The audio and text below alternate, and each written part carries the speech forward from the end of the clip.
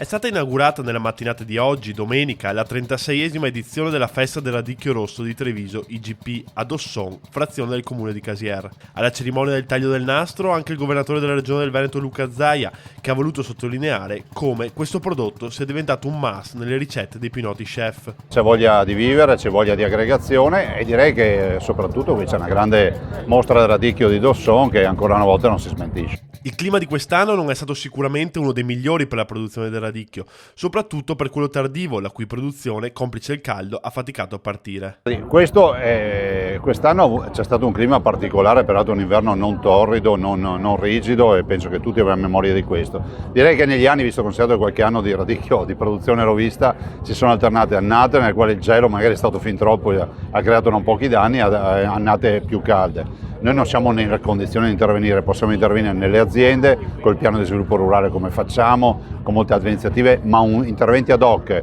intesi come calamità no, perché non ci competono.